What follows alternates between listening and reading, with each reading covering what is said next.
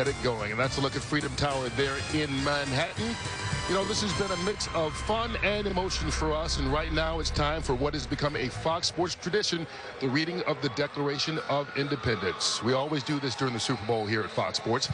And this year we are proud to pay tribute to our veterans and active military, the brave men and women who have been defending the ideals of that sacred document for 237 years.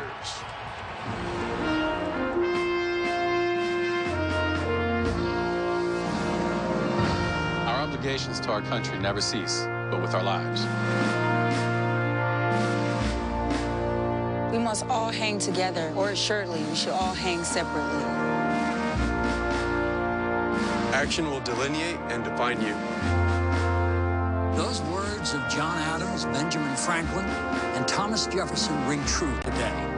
Over 237 years ago, our forefathers forged a concept of an extraordinary ideal never before articulated or achieved in history. The ideal evolved into the reality of the United States of America. This document declared and defined what it means to be an American, that liberty and equality are fundamental to who we are. In the 237 years that have followed, our brave men and women in uniform have fought to protect everything that the Declaration of Independence set forth. And every day that we live free, we honor their sacrifice to protect those ideals upon which this nation was founded. When in the course of human events, it becomes necessary for one people to dissolve the political bands which have connected them with another, and to assume among the powers of nature and of nature's God entitled them. A decent respect to the opinions of mankind requires that they should declare the causes which impel them to the separation. We hold these truths to be self-evident, that all men are created equal, that they are endowed by their Creator with certain unalienable rights, that among these are life, liberty, and the pursuit of happiness.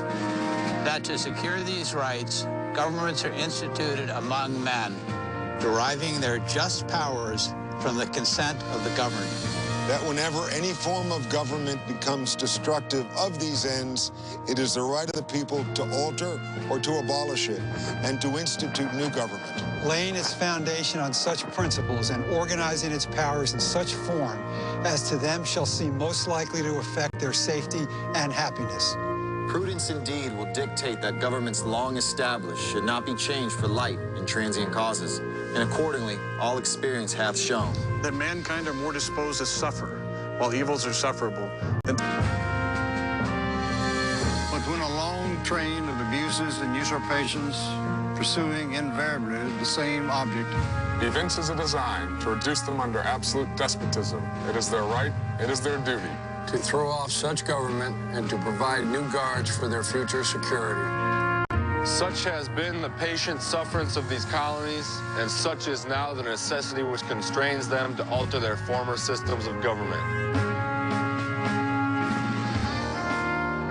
Since the day this document was signed, its principles have served as the bedrock of our country. For those who gave all, whether defying the tyranny of a king or defending us from the threats of our modern world, we honor the men and women of our armed forces who have always safeguarded our shores, preserving our way of life.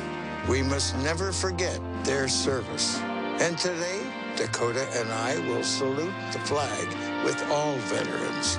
Continued vigilance for our values declared in 1776 will forever define who we are as Americans.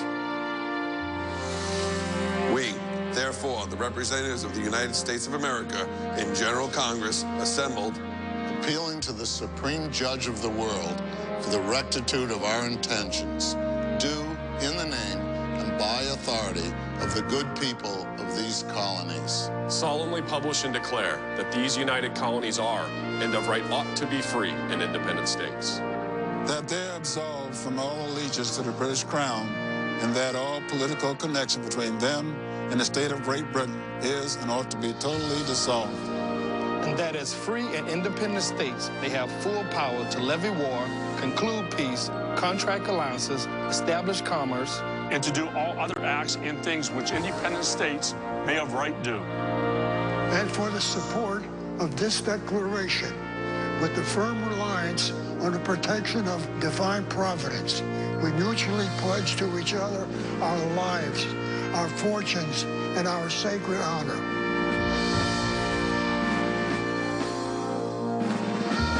For more than 2 centuries, the pledge we have made to each other in our Declaration of Independence has only grown stronger. Through depression and prosperity, through civil war and world war, America has remained a shining example to the world because we've always held tight to our founding ideals. And generation after generation, that pledge has been upheld through the hard work and sacrifice of our men and women in uniform. They've fought for us. They've given their lives for us. They've answered the call of duty again and again. Today, our troops continue to deploy to the most dangerous parts of the world, risking their lives in order to protect our lives, our fortunes, our sacred honor. And as they serve, their families must also make sacrifices. So now, we must do our part as well. We all can find new ways to salute the service of the troops, veterans, and military families who've given us so much.